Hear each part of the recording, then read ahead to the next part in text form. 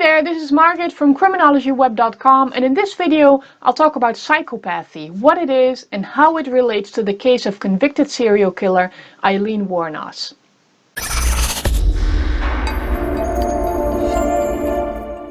The term psychopath is fairly widespread and used often in the popular media. Think, for example, of the movie American Psycho, where Christian Bale plays an investment banker who seems to be very successful and who has a life that appears to be very hip and trendy, but who secretly has a second life full of assault and cold-blooded murder. Psychopathy is a personality disorder that is characterized by several things. First up is having low empathy for other people, meaning having little regard for the feelings and emotions of others, and not having close bonds with other people. Second, it is characterized by low guilt and remorse, and third, by fearlessness and not being responsive to punishment. Psychopathy is associated with the most severe and chronic antisocial behavior. The causes for psychopathy have been studied, and what's been found is that genes and dysfunction in certain brain regions seem to have a considerable influence on psychopathy. But there are also social factors, such as having had parents who used harsh parenting techniques, that play a role. A Canadian psychologist, Robert Hare, has developed a psychopathy checklist, which is called the PCL-R, Psychopathy Checklist Revised. Here is a copy of that list. It contains 20 items, so it's a little difficult to see here, all of the items on this screen. But if you can't see it properly, no worries, I've included the list in the resources for this section, and you're welcome to check it out there. For each of these items, one assesses whether that characteristic is not present, here in the first column of the three, somewhat present, or definitely present in an individual. For not present, one would enter a score of 0, for somewhat present, one would enter a score of 1, and for definitely present, a score of 2. So, for example, the first item here is a glibness or a superficial charm. If this is definitely present in a person, the score for this item would be 2. If it's not present, a 0, and somewhat present, a 1. Same thing with the second characteristic, egocentricity. One enters the score and then one continues with the entire list of characteristics. So you can see proneness to boredom here, number 3, pathological lying and deception, number 4, lack of sincerity, number 5 here, lack of remorse or guilt, number 6 here, and the list goes on and on.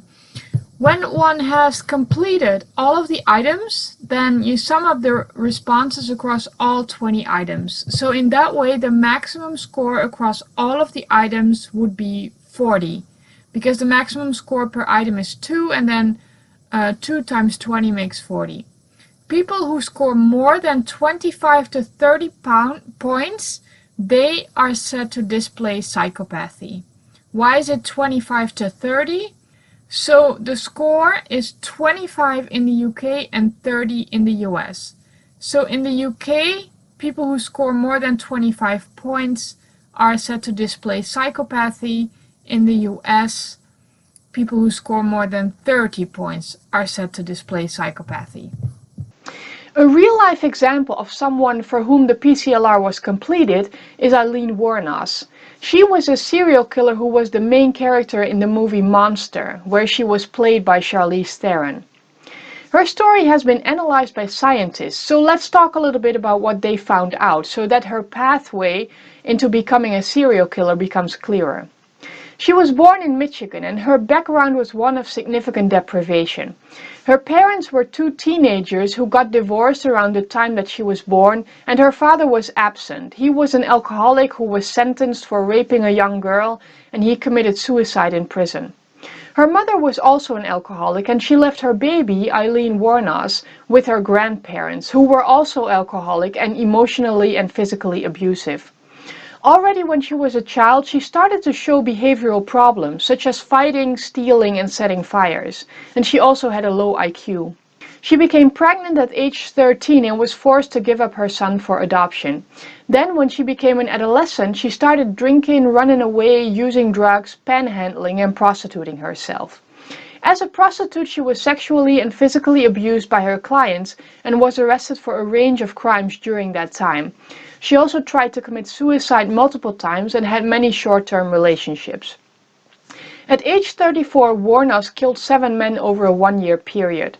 Her victims were all middle-aged men and they were all killed with a firearm. Afterwards, Wuornos said that she killed them because she wanted to rob them and that she wanted to eliminate them as potential witnesses. She was executed by lethal injection in 2002. 3 experts scored Wuornos on the PCL-R checklist that you just saw, and they reached the conclusion that she scored 32 out of 40 points. She also met the criteria for antisocial personality disorder, which is characterized by a lack of regard for moral values and the feelings of other people.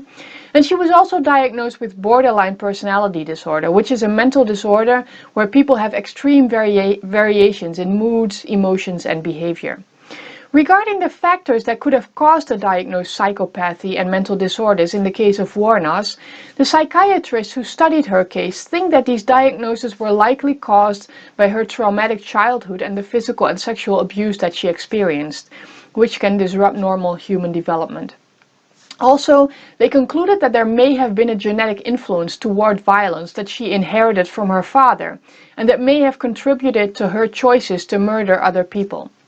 In sum, this case study shows how psychopathy can be related to committing serious violent crimes, in this case murder. For more fascinating criminology and criminal justice stuff, subscribe to this channel and turn on the alarm bell, or go to criminologyweb.com and find new posts there every week.